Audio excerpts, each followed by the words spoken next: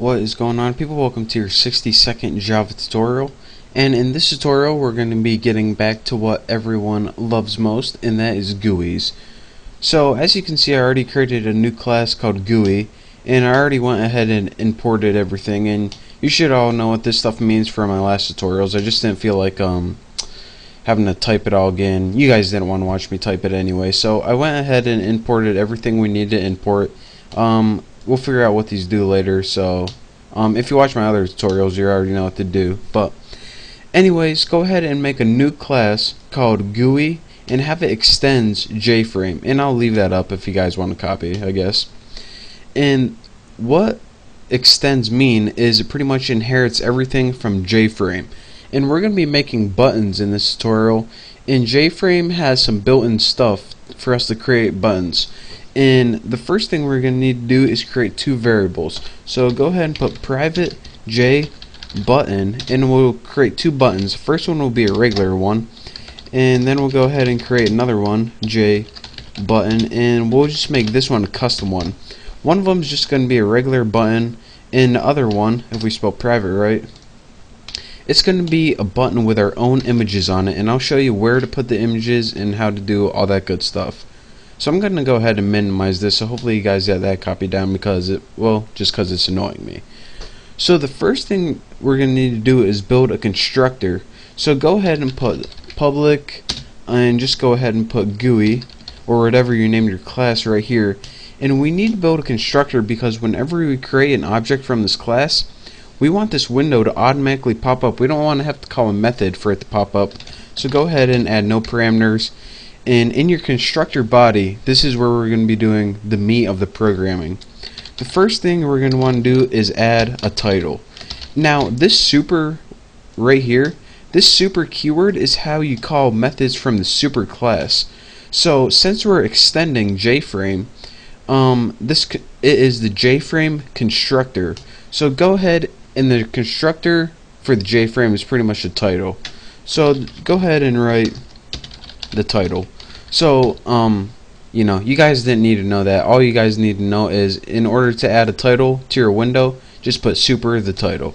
I just want to tell you guys, if you don't know what the super does, it allows you access to your super class. So you know, a little bit of information for everyone.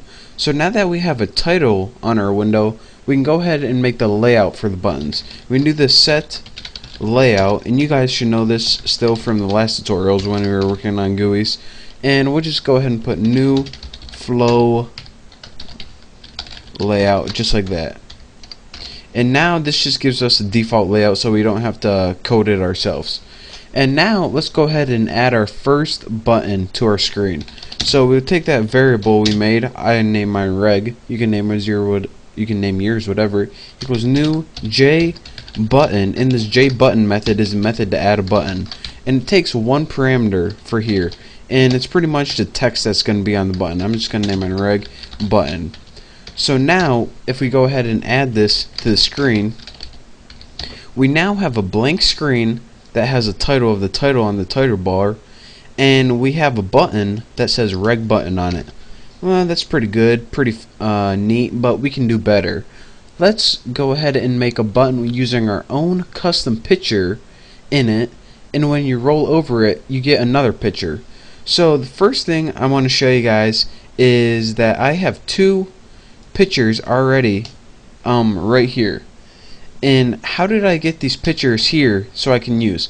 First of all, I want to tell you guys, when you create your buttons, make them like 40 by 40, and make sure you save them as ping.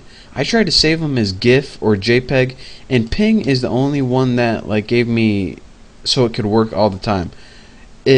Java supports like GIF and JPEG and all the regular image files, but for some reason only ping was working on my computer. Maybe it's a Vista thing, maybe it's not.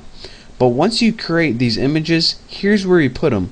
Go ahead to my computer, and you need to find the files you're working on, these class files. Mine, the default workspace, are in C, users, Greg, and then it is in a workspace.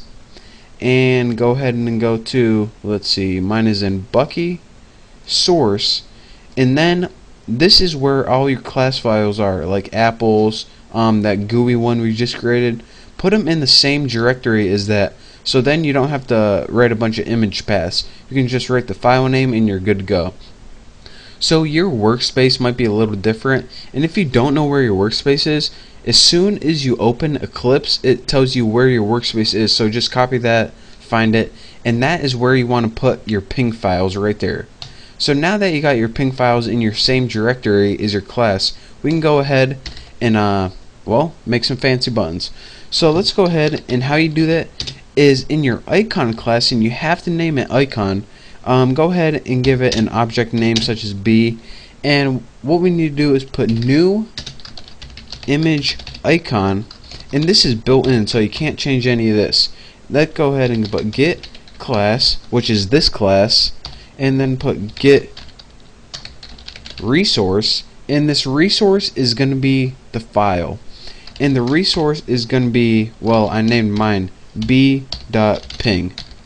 And what this does is pretty much take that image and save it in an object named B. So now we actually have two images, or at least I do. I have one named B and one named X.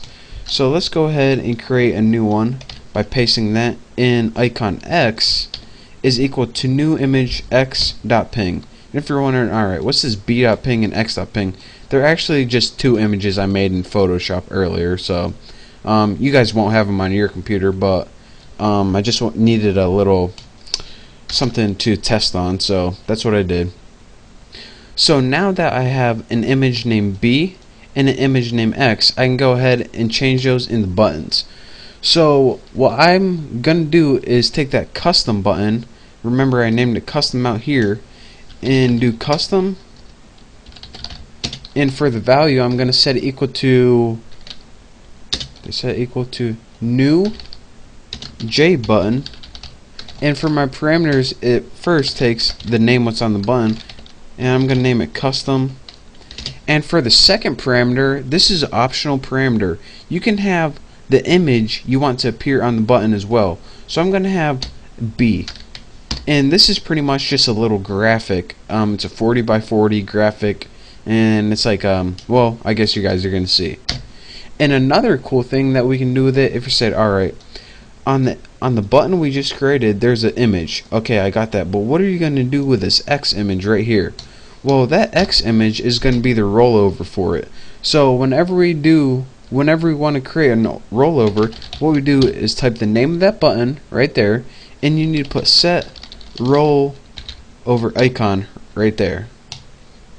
Actually, set roll over, I selected the wrong one. Embarrassing.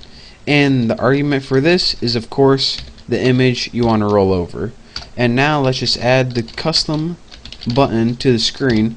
So now we got two buttons on the screen right here. We have a regular button and we have a custom button.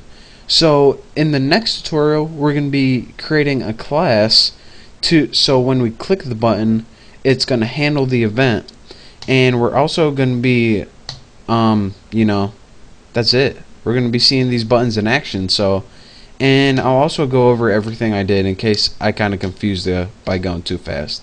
But for now, my tutorial is getting too long, so thank you guys for watching. Make sure you check out the next tutorial where we see these buttons in action. So again, thank you. Don't forget to subscribe, and I will see you next time.